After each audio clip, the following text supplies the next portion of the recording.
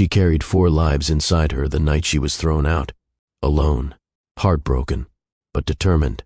And years later, when her betrayer stumbled upon the truth in the most unexpected way, those same little lives he once abandoned would change everything.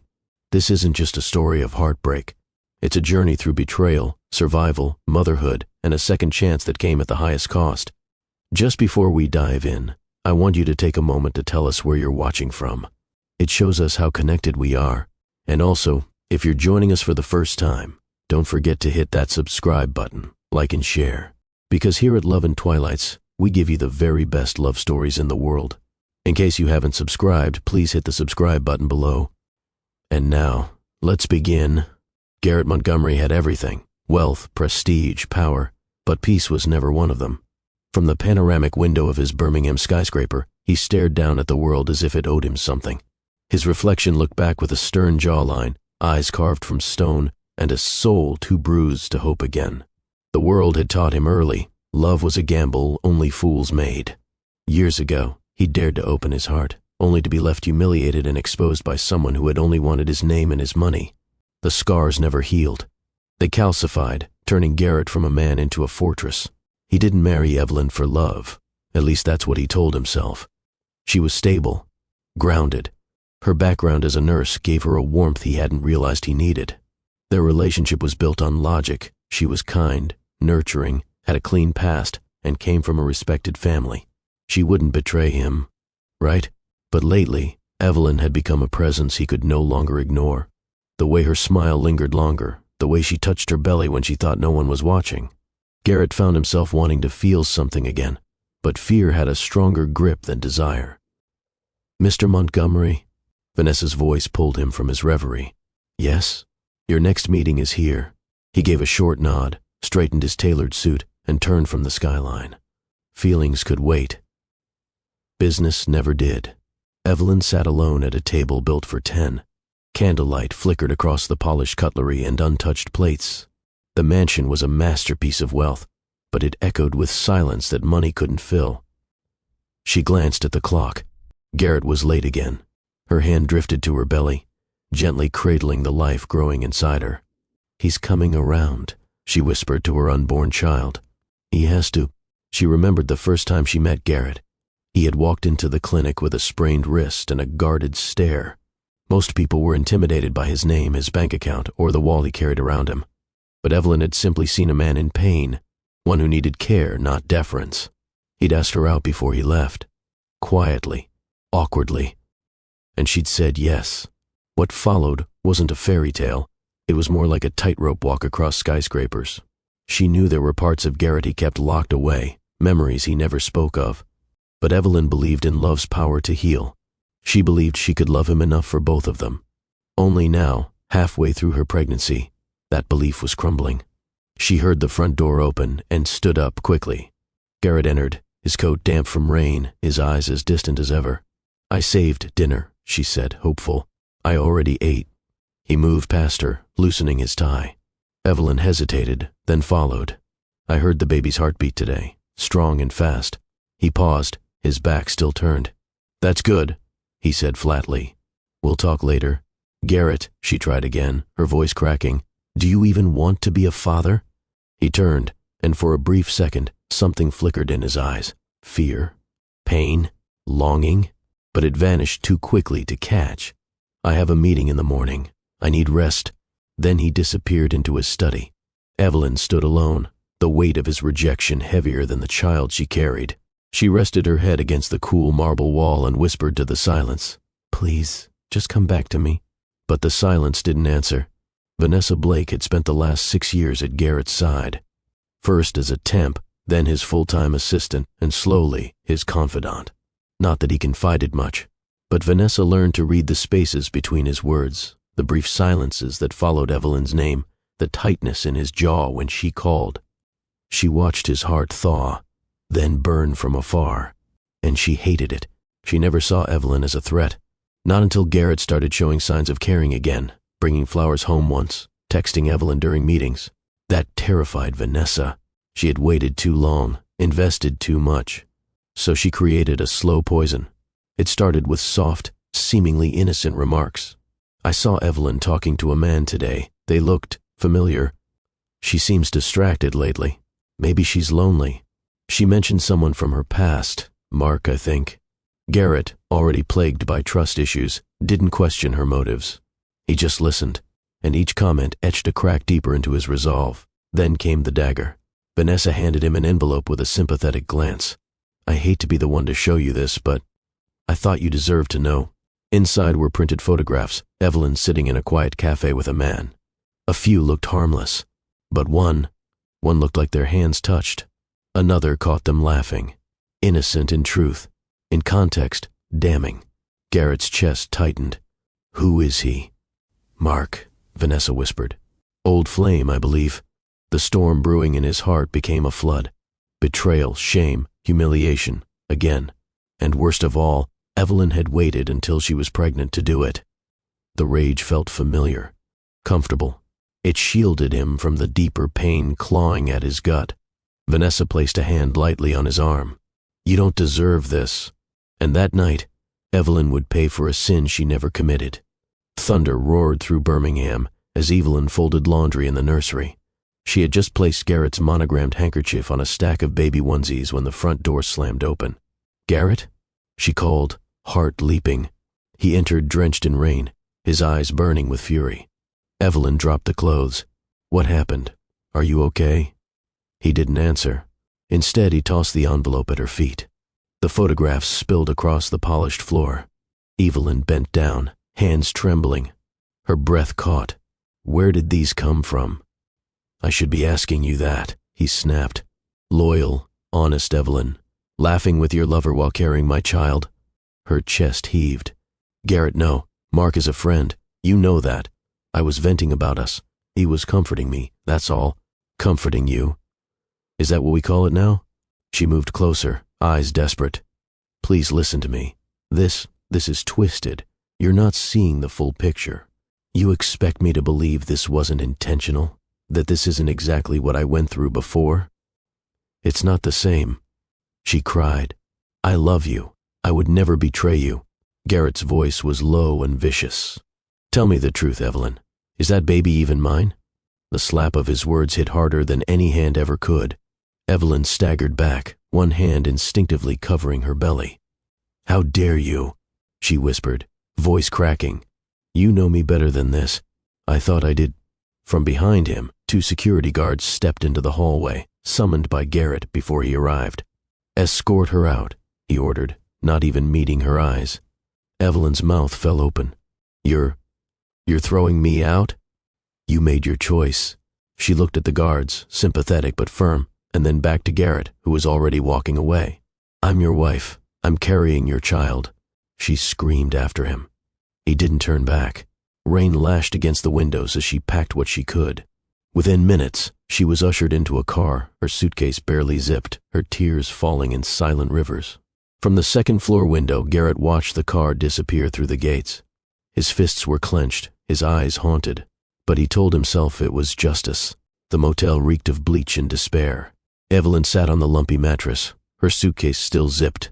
Her clothes clung to her skin, still damp from the storm, like her spirit hadn't stopped weeping. She had nothing but a plastic room key, a handful of emergency cash, and the flutter of tiny feet beneath her ribs to keep her from collapsing. Her hands moved instinctively over her belly. She whispered, I don't know how we're going to make it, but we will. She didn't sleep that night, just stared at the ceiling, heart fractured, mind replaying every moment with Garrett. His smile that once made her breath hitch, the way his fingers lingered near hers in early days, the distance that crept in like fog, and finally, his voice as he tore their life apart.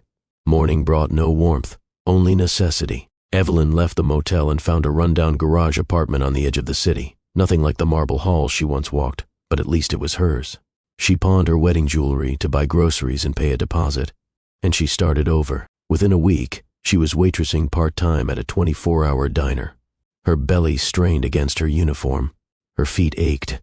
Her dignity took bruises daily, but she endured. Then came the visit that changed everything. At a routine prenatal checkup, her doctor frowned gently at the ultrasound screen. Evelyn, I need to show you something. She held her breath. The screen bloomed with tiny pulses. Not one, not two, 4. Quadruplets, the doctor confirmed. The room spun. Evelyn gripped the edges of the exam bed. 4? She gasped. Yes, you're carrying 4 healthy babies. Evelyn broke down sobbing, not from fear, not entirely, but from awe.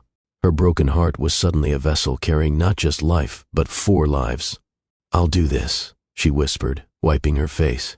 I'll do this for them. Chapter 6, Becoming Mother, Warrior, Miracle Maker. The months that followed were a marathon of endurance.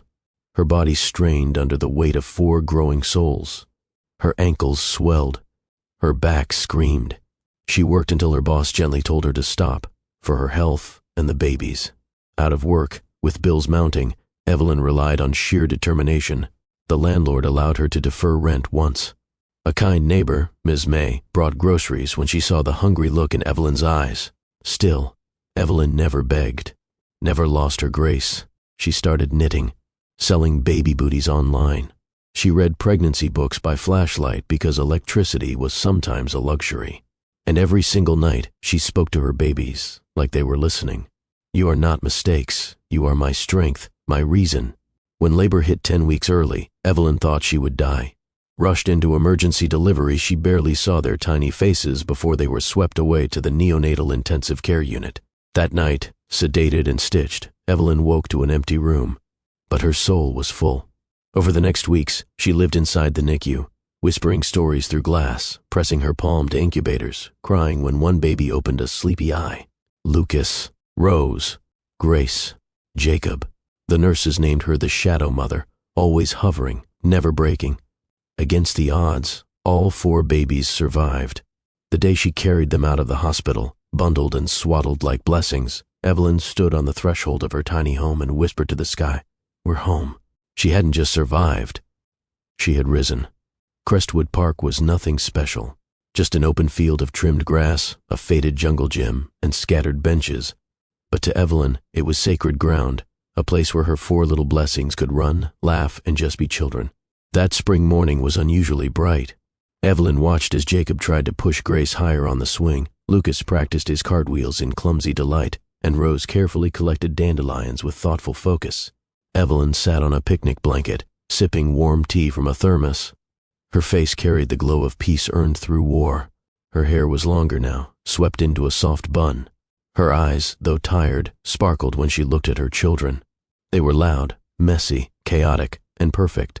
She never thought she'd smile this freely again. Across the park, Garrett Montgomery parked his car. He had no reason to be there, no schedule, no assistant reminding him of obligations, just a silent ache that had grown louder each passing year. Every corner of his mansion reminded him of Evelyn, of what he'd done. He often wondered what their child had looked like. Now, 4 years later, he was about to find out. He walked the path slowly, hands in his coat pockets, until something, or someone, stopped him cold. A woman kneeling to fix a little girl's shoelace. Even from a distance, he knew that silhouette. His breath caught. Evelyn. He blinked, frozen. The girl stood. Another child ran up. Then another. Then another. 4 children. He didn't move. He couldn't. Evelyn looked up and saw him. She stiffened. Her smile dropped. Her entire posture changed, protective, wary. Their eyes met. Time didn't slow. It cracked. "Garrett," she whispered, more to herself than anyone else. The children clustered around her, sensing something unfamiliar. He approached, unsure what to do with his hands, his guilt, or the years that had been taken by his own failure. "I wasn't sure if it was really you," he said quietly. Evelyn stood slowly, her arms instinctively around the little ones. "It's me," she replied, voice firm but shaken. His eyes scanned the children, then rested on her. "They're mine?" he asked softly. Her answer didn't hesitate. "They're ours." At a nearby cafe just outside the park's edge, they sat across from each other. The Quadruplets occupied themselves with muffins and juice boxes. Garrett couldn't stop looking at them, watching how Grace leaned into her sister, how Jacob furrowed his brows just like him, how Lucas tapped his fingers when nervous. "How old are they?" he asked. 4 years and 2 months, Evelyn replied. Garrett's jaw clenched. "I missed everything. Yes, Evelyn said, without spite. You did.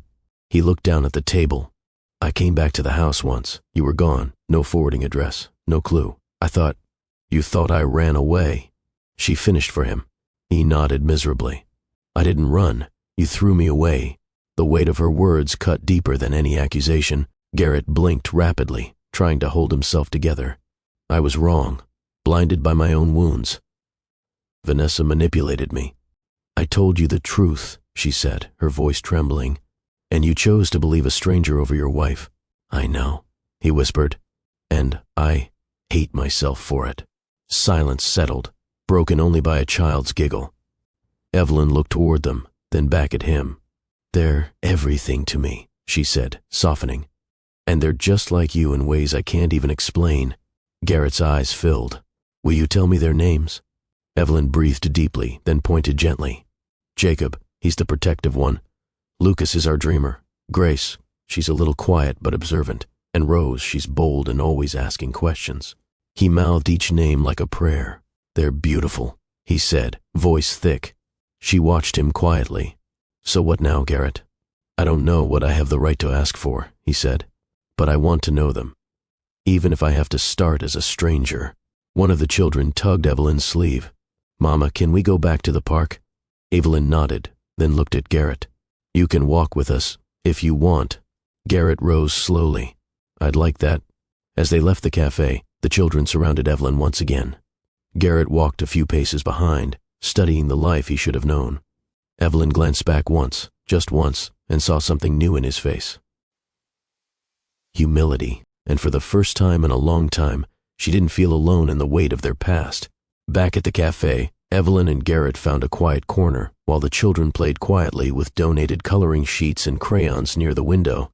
The air between them was thick, not with anger anymore, but something heavier. Regret. History. A fragile hope neither dared name. Garrett leaned forward, forearms resting on the table. I've been carrying this guilt like a second skin. You have no idea how many nights I sat awake, wondering where you were, wondering what I had done. Evelyn's eyes never left her coffee. And yet, you never came. I was ashamed, he admitted. Too proud. Too afraid you'd slam the door in my face. And maybe I deserved that. Evelyn finally met his eyes. Yes. You did. Garrett nodded, the weight of her words accepted without protest. But I also know you're not the same man, she said slowly. You wouldn't be sitting here if you were. His breath hitched. I want to know them. I want to be part of their lives. And if you'll let me, I want to make this right. You can't undo the pain, she whispered. But they don't know that pain. Not yet. And maybe. That's where we start. A flicker of something passed between them. Tentative, fragile, but real. Garrett glanced at the children again, then back at her. I missed everything. Their first steps, first words. I don't want to miss anything else. Evelyn's jaw clenched, but she gave a faint nod. One step at a time, Garrett. He smiled softly. I can walk. Just then, the cafe bell chimed. A voice pierced the air like cold wind. Well, isn't this cozy? Vanessa Blake stood in the doorway, arms crossed, eyes flashing. Her presence sucked all warmth from the space. Evelyn froze. Garrett stood instantly, moving between Vanessa and the children. What are you doing here? He asked, voice calm but tight. I followed you, she said with an eerie calm. I saw you at the park. Thought I'd see what kind of fairy tale you were trying to rewrite. Evelyn's hands instinctively reached for her children, shielding them behind her legs. You shouldn't be here. Vanessa ignored her, speaking only to Garrett. You replaced me with this again? She sneered at Evelyn. You're pathetic. Leave, Garrett said, his tone dropping. Now.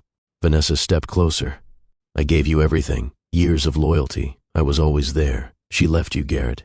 And now you come crawling back to the woman who ruined your life? She didn't ruin my life, he said, every word deliberate. You did? That stopped Vanessa in her tracks. Garrett took a step forward. You lied. You manipulated me. You destroyed my family. And I let you. But that ends now. Vanessa's voice wavered. I did it for us. There never was an us. And if you ever come near my children again, Evelyn's voice cut in, low but clear. We'll have a restraining order by sundown. Vanessa's face twisted in rage. You'll regret this. No, Evelyn said, stepping beside Garrett. We already did. But not anymore. Security, called discreetly by the cafe manager, arrived seconds later. Vanessa was escorted out, still shouting empty threats. The moment the door closed, Garrett exhaled sharply. The children peeked around their coloring books, confused. Garrett knelt and opened his arms. It's okay, he said softly. She's gone. You're safe. They hesitated. Then Jacob ran into his arms. The others followed. Evelyn watched the man she once loved become the father she had prayed for. And just like that, a part of her heart opened again. Have you ever watched someone finally protect you after years of silence? Tell us in the comments how you overcame betrayal, or how you're still healing. Tap that like button if you're rooting for Evelyn's strength and Garrett's redemption. And don't forget to subscribe, because the final act of this story will leave you breathless. The cottage smelled like vanilla, warm cotton, and freshly baked banana bread. Evelyn opened the front door as Garrett followed behind, carrying 2 of the sleeping children. The other 2 dozed on her shoulder and hip. Inside, their home was small but filled with love. Walls decorated with finger paintings, a handmade growth chart taped to the kitchen doorway, and a shelf buckling under bedtime stories. Garrett paused just past the threshold, eyes scanning the room slowly. This is more beautiful than anything I've ever owned, he murmured. Evelyn gave a soft, tired smile. It's not much. It's everything.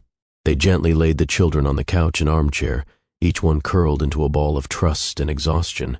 Garrett knelt beside them for a long moment, brushing a strand of hair from Rose's forehead. Evelyn busied herself tidying, lighting a candle, adjusting blankets, then froze as she felt Garrett behind her. You did all of this, he said, voice thick. By yourself. I didn't have a choice. But you did, he replied quietly, and you chose to rise. Their eyes met. Evelyn's fingers trembled around the edge of the couch throw. I loved you, she whispered. I still love you, he said instantly. She shook her head. Love isn't enough. You broke me. I'll spend the rest of my life proving you can trust me again, he said. Even if you never let me back in, I'll still show up. For them. For you. Evelyn turned her face away, but not fast enough to hide the tear streaks. Garrett didn't touch her. He just stood there, giving her space to feel. That night, they didn't sleep. They talked for hours. About everything and nothing. About favorite colors, funny things the kids said, and the sound of Jacob's laugh. For the first time in years, Evelyn allowed herself to breathe beside him again. The porch swing creaked as they sat in silence, shoulders brushing, eyes staring up at the sky. I don't know if we'll ever be like we were, she said softly. Maybe not, he replied. But maybe we can be something better. A faint smile traced her lips. Then the air shifted. A shape emerged from the dark side of the yard. It happened too fast. 1 second, the sound of frogs and rustling leaves. The next, a figure stepped out from the trees and Evelyn's blood turned to ice. Vanessa. Her hair was wild, makeup smeared, and in her shaking hand, a gun. Evelyn's breath caught. Garrett. He stood instantly, placing himself between Evelyn and the weapon. Don't, he said firmly. You don't want to do this. Vanessa's eyes blazed. You chose her again, after everything. After all I gave you. This isn't love, Vanessa. This is obsession, Garrett said, hands slightly raised. It ends now. You're not going to hurt my family. They destroyed me. She shrieked. No, you destroyed yourself. She raised the gun. In a heartbeat, Garrett lunged just as the gun fired. The sound tore through the still night. Evelyn screamed. Garrett collapsed. The gun hit the ground as Vanessa stood stunned, then ran. Lights flickered on across neighboring houses. Screams, sirens, barking dogs. Evelyn was on her knees, cradling Garrett in her arms. Blood poured from his shoulder. Stay with me, she pleaded. Garrett, stay awake. His lips trembled. You, okay? I'm fine, but you're not. Just please hold on. He nodded faintly, pain etched deep across his brow. Didn't let her touch you. The world blurred. Sirens wailed closer. Blue and red lights painted the trees. The last thing Garrett saw before losing consciousness was Evelyn's tear-streaked face and the porch light shining behind her like a halo. Hospital corridors smelled of antiseptic and midnight fatigue. Evelyn sat beside Garrett's bed, her fingers curled around his hand, refusing to let go. Machines beeped in gentle rhythm. Bandages covered his shoulder, and bruises painted shadows along his ribs, but he was alive. The doctors had called it a clean wound. No major arteries, no permanent damage. He's lucky, they'd said. But Evelyn didn't believe in luck. She believed in grace. She dozed off sitting upright, forehead resting on Garrett's arm, when she felt a weak squeeze against her palm. "Eve," he rasped. Her eyes snapped open, and she leaned over him. "You're awake." He gave a tired half-smile. Still breathing. Tears fell without warning. "You scared me. I couldn't let her hurt you. Or the kids. You shouldn't have jumped in front of a bullet. Wasn't thinking," he whispered. "Just couldn't lose you again." Evelyn stroked his hair gently. You didn't lose me." He closed his eyes, relief washing over his pale face. "Thank you for staying. I never left your heart," she whispered. "You just forgot where to look." From the corner of the room, a soft giggle broke the stillness. Evelyn turned to see the quadruplets sneaking in with a nurse, each carrying a hand-drawn card covered in stick figures and bright suns. "Daddy," they called in unison. Garrett's eyes welled with tears. "There's no better medicine." 2 days later, Garrett was discharged, arm in a sling but spirit restored. He walked slowly into the cottage, guided by Evelyn's steady support and greeted by 4 delighted children who attacked him with careful hugs. That evening, Evelyn made soup from scratch. They sat together, Evelyn, Garrett, and the children, around a too-small table that somehow fit everyone. Later, as the kids drifted to sleep one by one, Garrett and Evelyn sat on the front porch again, this time with soft jazz playing in the background. "You were right," Garrett said. "We can't go back to what we were." Evelyn nodded. "But we can start something new." He turned to her, eyes earnest. "Then let's begin again. Not as a second chance, but as a better first one." She smiled slowly, her heart easing open. "That's the only kind I'd accept." From his pocket, Garrett pulled out a small velvet box. "Before you say no, just hear me out," he said quickly. "This isn't a proposal. It's a promise." He opened it to reveal 4 tiny rings, thin silver bands, each engraved with a child's name. One for each of them, a symbol that no matter what happens between us, I'll always be their father, their protector, their biggest fan. Evelyn's hand flew to her mouth. Tears shimmered again. "And this one," he continued, pulling out a delicate 5th band, "isn't for our past. It's for our present. If you ever decide to wear it, it's your call." She took the ring gently, staring at the shimmer beneath the porch light. Her fingers closed around it. "One day," she said, "when my heart says yes without hesitation, that's enough for me." He leaned over and kissed her forehead, soft, reverent, unhurried. Epilogue. Forever Ice built 1 step at a time. Months passed. The police had arrested Vanessa just miles from the scene. Her trial was brief. She was sentenced, and no appeals were granted. Her story ended in silence, a cautionary echo from a life spent chasing what wasn't hers. Evelyn returned to part-time nursing, while Garrett began working remotely to stay near the children. They didn't rush a wedding. They didn't promise forever. But every morning, he packed the kids' lunches and helped with socks. Every evening, he kissed each forehead goodnight. Love wasn't loud anymore. It was consistency. It was care. It was earned. And one golden afternoon, as Evelyn tucked Grace into bed and turned to find Garrett waiting in the doorway, she reached into her pocket and pulled out the ring. She didn't say anything. She just took his hand and slid it on. Garrett's breath caught. Then Evelyn whispered, "Now it says yes." Outside, the children's laughter spilled into the dusk. Garrett pulled her close, not to claim her, but to cherish her. And so, in the house where sorrow once slept, joy rose again, quiet, steady, and true. If this story moved your heart, if Evelyn's courage, Garrett's redemption, and the fierce love of a mother spoke to your soul, don't leave without letting us know. Leave a comment. Do you believe in second chances? Could you forgive someone who broke you but returned to rebuild you? Share this story with someone who needs a reminder that love, real love, sometimes takes the long road home. Like this video if Evelyn's strength left an imprint on you. Subscribe to Love and Twilights for more stories that speak not just to the heart, but through it. And always remember, the most fragile beginnings sometimes become the strongest families.